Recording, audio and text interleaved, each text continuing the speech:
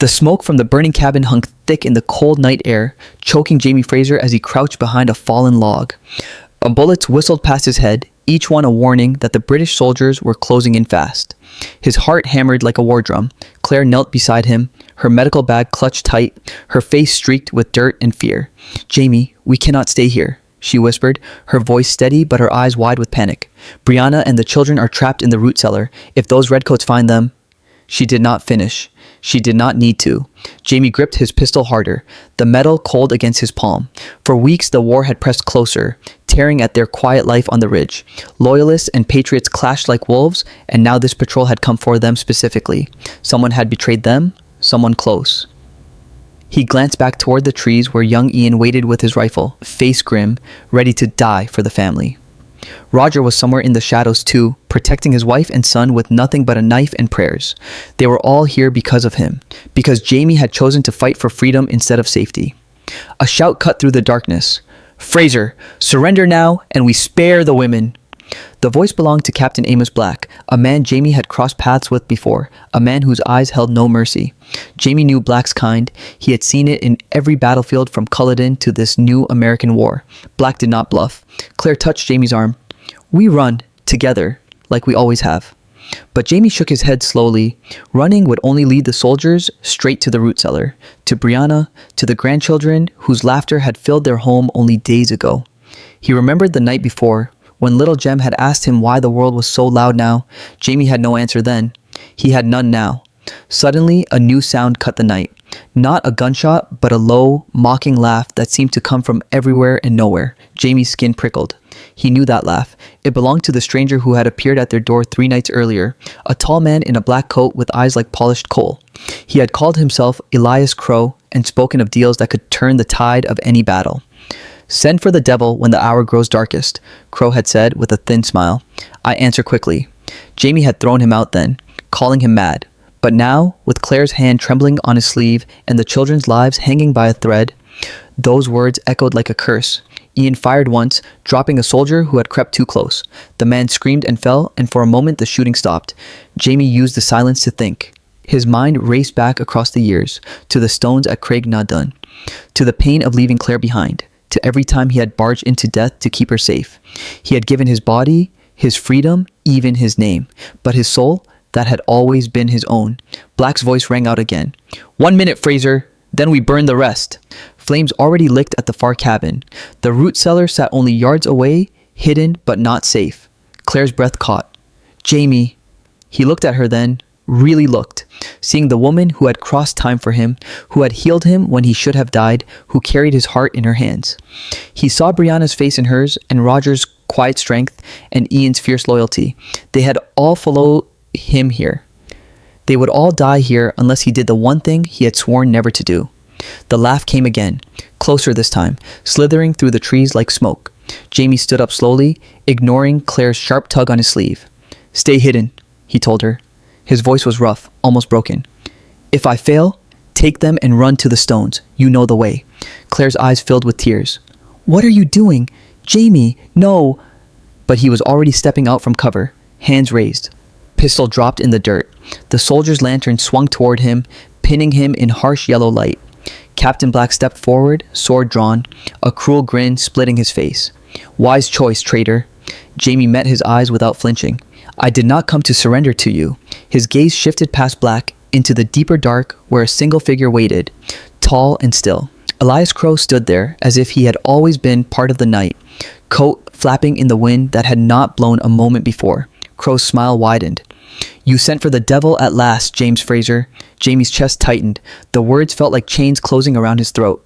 He knew what this meant. He had heard the old stories from his father, from the priests, from the fearful whispers of Highlanders who spoke of pacts that could not be broken. A man's soul for the lives of his blood. One signature, written in blood and fire, and the devil would turn the tide.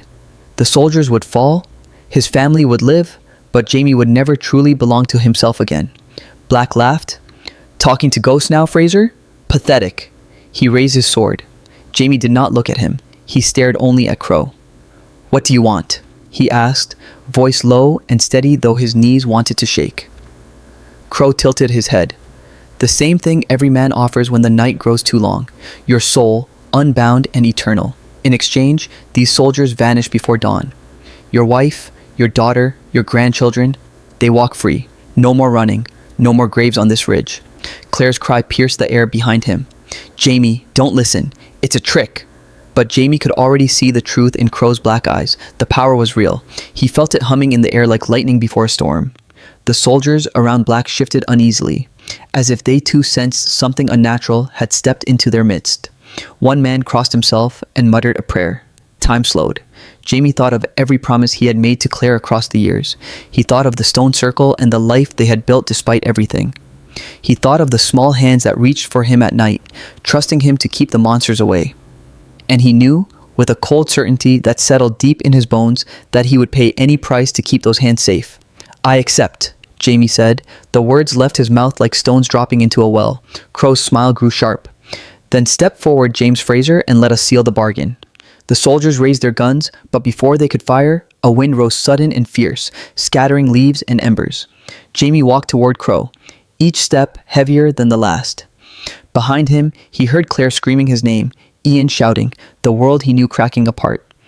His soul, the one thing no king or war had ever taken, now lay on the table for the devil to claim. Crow extended a pale hand. In it rested a small knife, its blade glowing faintly red. One cut, one drop, one name signed in your own blood, then the devil rides with you. Jamie reached out. His fingers brushed the knife. The metal burned cold. He glanced back once, just once, at the woman he loved more than life. Claire's face was wet with tears, her arms straining against Ian, who held her back. Their eyes met across the smoky clearing, and in that single look, Jamie poured every unspoken vow. I am sorry. I love you. I will save you even if it costs me eternity. The knife pressed against his palm. Blood welled up, dark and warm. Crow laughed softly, the sound rolling like distant thunder. The bargain is struck the moment you sign, Fraser. Are you ready to send for the devil? Jamie Fraser, the man who had outrun time and death 100 times, closed his eyes for one heartbeat. Then he opened them, lifted the blade, and pressed it to the paper that had appeared from nowhere, glowing in the lantern light. His hand did not shake. Not yet. The first drop of blood fell, and the night answered with a roar that shook the very trees. The soldiers froze mid-step. Captain Black's sword trembled in his grip. Something ancient and hungry had awakened on Fraser's ridge, and Jamie Fraser had invited it in. The devil had come, and the final season had only just begun. 968 milliseconds expert section. Section 2, the blood hit the glowing paper with a hiss like water on hot iron. Jamie watched in frozen horror as his own name wrote itself across the sheet in dark red letters that seemed to burn and move on their own. Elias Crow's eyes flashed with pure satisfaction. No longer human, but something older and colder. The wind howled louder, whipping Jamie's hair across his face. Then everything changed in a single terrible heartbeat. The British soldiers stood like statues, their faces twisted in sudden fear. Captain Black opened his mouth to shout an order, but no sound came out. One by one, their bodies jerked violently as if invisible hands had seized them. Guns dropped from stiff fingers. Lanterns crashed to the ground and went out. A low, unearthly groan rose from their throats as black shadows seemed to pour out of the trees and wrap around them like living smoke. Jamie felt the power surge through the air, thick and heavy, pressing against his chest until he could barely breathe. Claire's scream cut through the chaos. "Jamie, what have you done?" She broke free from Ian's grip and ran toward him, but an unseen force pushed her back gently yet firmly, holding her in place. Young Ian stood, with his rifle half raised, mouth open in shock. Roger appeared from the shadows near the root cellar, his face pale as he clutched a frightened Brianna and the crying children. They had all seen it. They had all witnessed the moment Jamie Fraser sold his soul. Crow stepped closer, his voice smooth as silk yet sharp as a blade. "The bargain is sealed, James Fraser. Your soul belongs to me after death. But until then, I ride with you. Watch." He snapped his fingers once. The soldiers began to scream. Their skin turned gray and withered as if years of life were being drained away in seconds. Black dropped to his knees, staring at Jamie with bulging eyes full of hatred and terror. "What devil are you?" he gasped, before his body crumpled to the dirt, lifeless. Within moments, every redcoat lay dead on the ground, not a single wound on them, yet their faces showed they had seen true horror before the end. Jamie staggered back. his cut hand throbbing with pain that went deeper than flesh. He felt different already, as if a piece of him had been hollowed out and filled with something dark and restless. The night grew strangely quiet. The fire that had threatened the cabins died down to glowing embers as if commanded by an unseen will. Crow smiled, circling Jamie slowly. They are safe now. Your family will not be touched by British hands on this ridge again. But every gift has its price. You will see things others cannot. You will hear whispers in the dark. And when the final call comes, I will collect what is mine. Claire reached him at last and grabbed his face with both hands, forcing him to look at her. Her fingers were cold against his skin. Jamie, tell me this is not real. Tell me you did not do this for us. Tears streamed down her cheeks, mixing with the dirt. He wanted to lie to her, to say it was a trick or a dream, but the dead soldiers around them proved otherwise. I had no choice, Sassenach, he whispered, his voice rough with pain. I could not watch you all die, not again, not after everything we have survived. Brianna rushed forward with the children, Jem and Mandy clinging to her skirts. What happened? Those men? They just fell. Her voice shook. Roger stood behind her, one hand on his son's shoulder, his eyes filled with a mixture of gratitude and deep worry. Young Ian approached more slowly, his mohawk feathers stirring in the dying wind. He looked at Crow with open hatred. This creature is nay friend. We should kill it now. Crow laughed softly, the sound echoing unnaturally. Try if you wish, boy. Many have. None have succeeded. He turned his dark gaze back to Jamie. The war is far from over. More blood will flow before this land finds peace. You will need my help again, James Fraser. Call my name when the hour grows darkest once more. I always answer. With those words, Crow's form began to fade, melting into the shadows between the trees until only his smile lingered for a second longer like a terrible promise. Then he was gone. Jamie sank to his knees in the dirt, suddenly exhausted beyond anything he had ever felt. The cut on his palm had stopped bleeding, but left a thin scar that glowed faintly for a moment before fading. He could feel it inside him now, a constant low hum like a second heartbeat that did not belong to him. Claire knelt beside him and wrapped her arms around his broad shoulders. We will find a way to undo this, she said fiercely. There has to be a way. We have beaten time itself. We can beat this.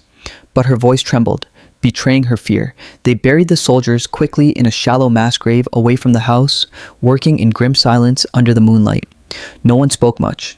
The children kept stealing glances at Jamie as if expecting him to change into something monstrous at any moment. When the last body was covered, Roger placed a hand on Jamie's shoulder. You saved us all tonight. Whatever the cost, we stand with you. Ian nodded, though his eyes remained hard. Brianna hugged her father tightly. I love you, Da. Don't you dare leave us now. Jamie tried to smile for them, but it felt false.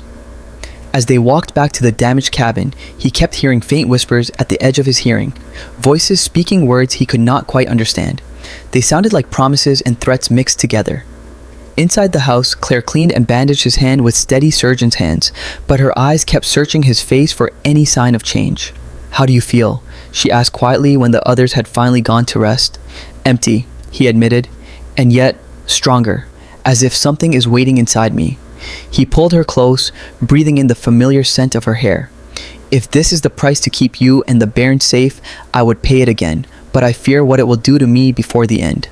They lay together in the dark, listening to the creak of the house and the distant sounds of the ridge settling after violence.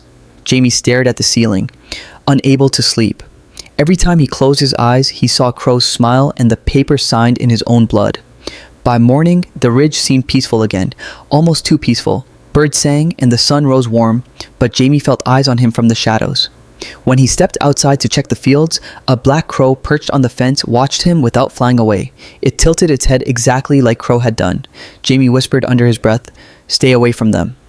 The bird cawed once and flew off. Later that day, a messenger arrived on horseback, exhausted and dusty. He brought news from the Continental Army. Major battles were coming. The British were gathering forces for a decisive push, and Fraser's Ridge sat right in their path. The messenger looked at Jamie with hope. General Washington needs men like you, Mr. Fraser. Will you fight? Jamie glanced back at the cabin where his family watched from the doorway. He felt the dark presence stir inside his chest like a coiled snake waking up. "Aye," he said slowly, "I will fight, but this time the devil fights with me." The messenger looked confused, but Jamie knew the truth. The war had only grown darker, and he had invited the greatest darkness of all to stand at his side.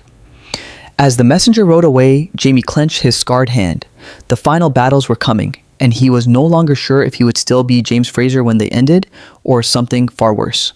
The whispers in his mind grew louder, promising victory, but demanding everything in return. Section 2, 3,987 characters, 1.1 seconds. Fast section, 3 days turned into weeks on Fraser's Ridge, but peace felt like a lie. Jamie moved through each sunrise with a shadow stitched to his soul. The scar on his palm never fully healed. It itched and burned whenever danger drew near, like a warning from the devil himself. At night, the whispers grew stronger, filling his dreams with images of battles won through blood and shadow. He woke sweating, heart pounding, while Claire held him and whispered prayers she no longer fully believed. One crisp morning, a large group of British scouts marched toward the ridge, their red coats bright against the green hills. Jamie stood on the porch, rifle in hand, knowing his family was watching from inside. The dark power inside him stirred, eager and hungry. "Stay back," he told Claire and Brianna firmly. "This one, I handle alone." Young Ian and Roger wanted to join him, but Jamie's eyes flashed with something cold that made them step away. As the soldiers crested the hill, Jamie walked out to meet them in the open field. Captain Black's replacement, a hard-faced lieutenant, raised his hand to order fire. Before a single shot rang out, Jamie whispered the name under his breath. Elias Crow. The air turned icy. Black crows exploded from the trees in a dark cloud, swirling above the soldiers like a living storm. The lieutenant's horse reared and threw him. Men cried out as invisible forces yanked their weapons away and flung them into the dirt. One soldier tried to run but froze mid-step, his face draining of color as if the life was being sucked from his veins. Jamie stood motionless, feeling the devil's power flow through him like dark fire. It felt good. Too good. The soldiers dropped one by one without him firing a single bullet, their bodies unmarked, but their eyes wide with terror. When the last man fell, the crows settled on the ground around Jamie like an army saluting its general. He felt stronger, taller, almost unstoppable, but when he looked down at his hands, they trembled. "What am I becoming?" he muttered. Claire ran to him across the field, her face tight with fear and anger. "You did not need to call him. We could have hidden. We could have fought fairly." Jamie pulled her into his arms, but his touch felt colder than before. "Fairly would have seen us all dead, Monagan Dawn. This power, it protects you. It protects them." Yet even as he spoke the words, he heard Crow's laugh echoing faintly in his mind, mocking him.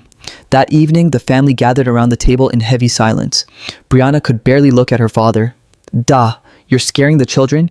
Mandy asked me today if you were turning into a monster." Roger placed a gentle hand on her shoulder, but his own eyes were troubled. Young Ian sharpened his knife with quick, angry strokes. "The old stories say once you let the devil in, he never leaves. We must find a way to break this bargain before it eats you alive, Uncle." Jamie slammed his fist on the table, making the plates jump. "And if breaking it cost your lives, would you have me trade your safety for my soul?" His voice cracked. For the first time in his life, the great Jamie Fraser looked truly lost. Claire reached across and took his scarred hand. "We will find another way. Together. Like we always have. But you must stop calling on him. Every time you do, I see less of you and more of that thing." The next days brought more tests. A supply wagon for the Continental Army was ambushed by Loyalist raiders only miles from the ridge. Jamie rode out with Ian and Roger, the dark power humming inside him like a caged beast. During the fight, he moved faster than any man should, his sword cutting through enemies as if guided by an invisible hand. One raider swung an axe at his head. Jamie caught the blade mid-air with his bare hand. Blood ran down his arm, but he felt no pain. The raider screamed and fled as shadows seemed to claw at his back. When the fight ended, Roger stared at Jamie in awe.